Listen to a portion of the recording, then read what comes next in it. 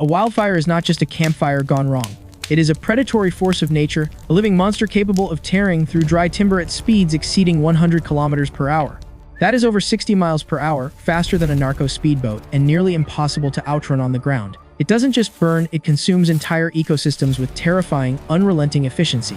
But how does the United States deploy a high-tech triad of orbital satellites, thermal imaging drones, and the massive VLAT, or Very Large Air Tanker, to execute a precision strike against an enemy that has no heart and no headquarters? In the video ahead, we will break down the engineering behind these aerial giants and how they perform low-altitude maneuvers where a single pilot error results in total catastrophe. We will also examine why the VLAT holds a decisive strategic advantage over standard firefighting helicopters when a major metropolitan area is on the line.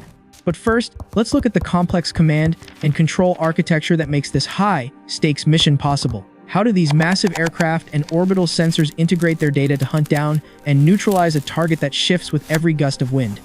It all begins with the eyes in the sky. The mission doesn't start with engines roaring. It begins in silence. Deep within high-tech command centers, operators monitor a global network of NASA satellites and reconnaissance platforms.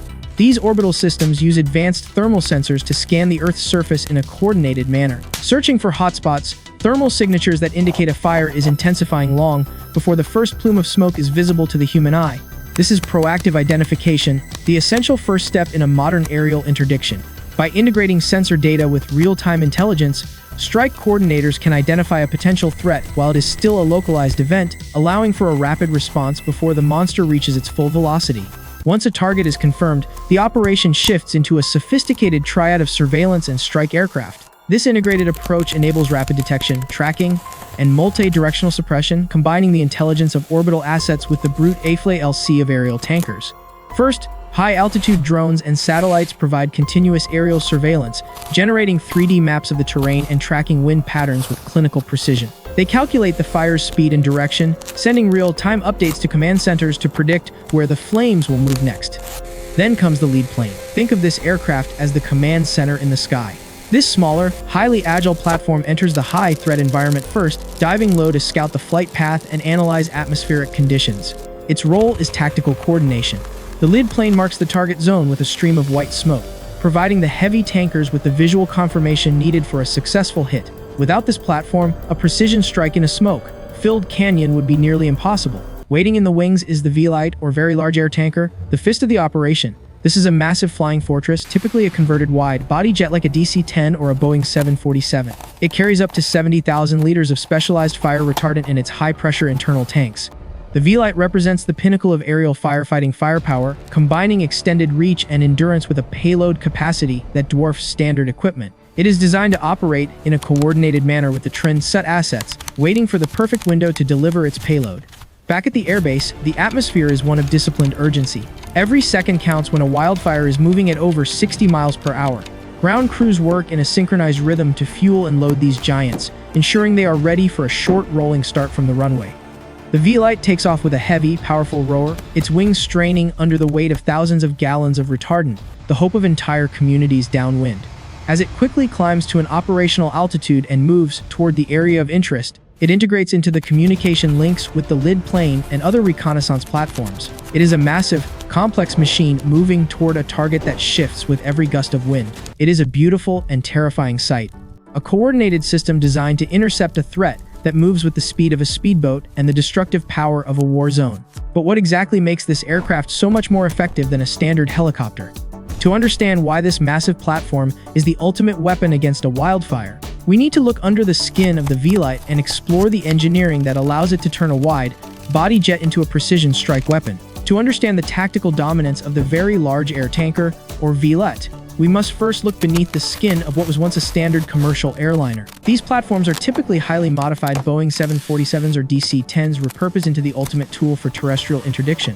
While a 747 in civil service is designed to carry hundreds of passengers in a pressurized cabin at 35,000 feet, a VLAT is engineered to operate at the edge of the flight envelope, carrying up to 19,000 gallons of fire retardant at altitudes as low as 200 feet. The engineering challenge here is immense. When 70,000 liters of liquid are discharged in less than 10 seconds, the aircraft's center of gravity shifts violently.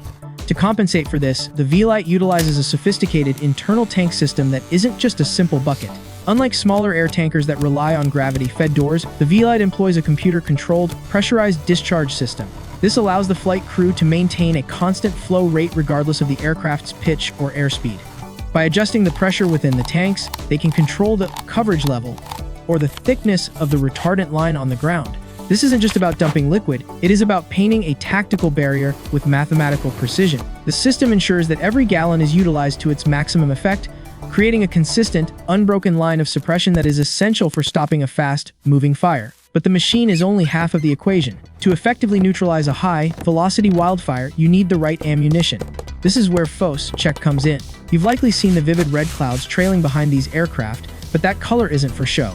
The red dye is a tactical tool, allowing lead planes and strike coordinators to visually confirm the strike and see exactly where the barrier begins and ends from the air. Phos-Chek is a long-term fire retardant that works through a complex chemical reaction rather than simple cooling. While water evaporates almost instantly in the heat of a wildfire, the chemicals in Phos-Chek react with the cellulose in trees and brush. When the heat of the fire front reaches the treated vegetation, the retardant triggers a reaction that turns the plant material into a non-flammable carbon char. Essentially, it removes the fire's fuel source before the flames even arrive. This is high-tech ammunition designed for a war where the enemy consumes everything in its path. It provides a persistent layer of protection that remains effective even after the water in the solution has dried, making it the ideal weapon for a campaign that may last several days or weeks. But why utilize a massive, expensive wide-body jet when you have a fleet of versatile firefighting helicopters? The answer lies in the strategic objective of the mission, and the comparison highlights the distinct advantages of each platform. A firefighting helicopter, much like a Seahawk in maritime operations, is a precision strike tool. It is highly maneuverable and capable of drawing water from local sources like small lakes or even swimming pools. This allows it to perform surgical strikes on localized hotspots or deliver sustained pressure on a specific flank of the fire. Helicopters are unmatched when it comes to close quarters work or protecting individual structures in complex terrain. However, a helicopter lacks the endurance and the overwhelming payload capacity required for area denial. When a wildfire is traversing open ground at speeds up to 60 miles per hour, you are no longer fighting a fire, you are fighting a front. This is where the VLAT demonstrates its unmatched dominance.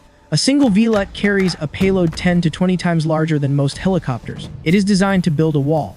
While a helicopter provides tactical support, the VLAT provides strategic containment.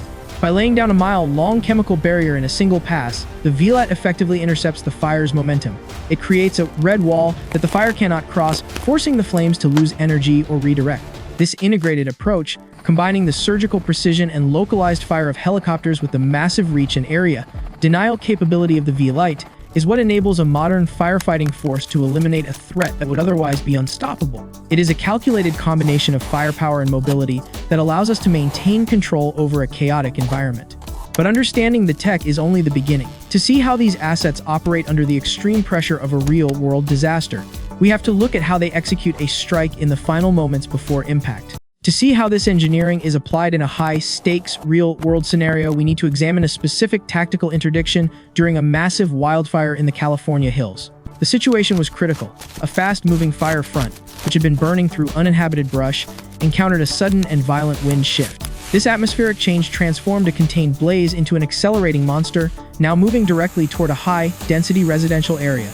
Drones equipped with advanced thermal imaging sensors immediately confirmed the terrifying reality. The fire was no longer just spreading, it was traversing the dry terrain at a velocity of 69 miles per hour, matching the speed of a high-speed narco-trafficker speedboat in open water. This speed made ground-based evacuation nearly impossible for those in the direct path of the flames.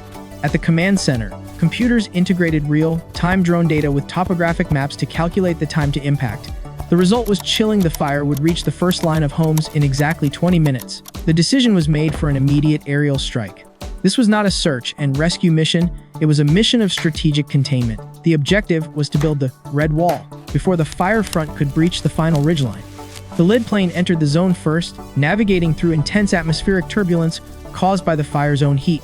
The pilot dived into the canyon, flying at a dangerously low altitude to scout the target path. Once the optimal drop line was identified, the lead plane released a stream of white smoke, marking the kill zone, the precise coordinate where the chemical barrier needed to be placed to be effective. Seconds later, the VLAT appeared on the horizon. This massive DC-10 carrying nearly 70,000 liters of Phos-Chek maneuvered into its final approach. The pilot descended to an operational altitude of just 200 feet, approximately 60 to 90 meters above the treetops. For an aircraft of this size, operating at this altitude in a smoke-filled, high-wind environment is a feat of unmatched skill and engineering dominance. There is zero margin for error. The wake turbulence alone from the fire's heat can compromise the aircraft's lift in an instant. As the VLAT crossed the smoke marker provided by the lid plane, the strike began. The pressurized discharge system opened with mechanical precision.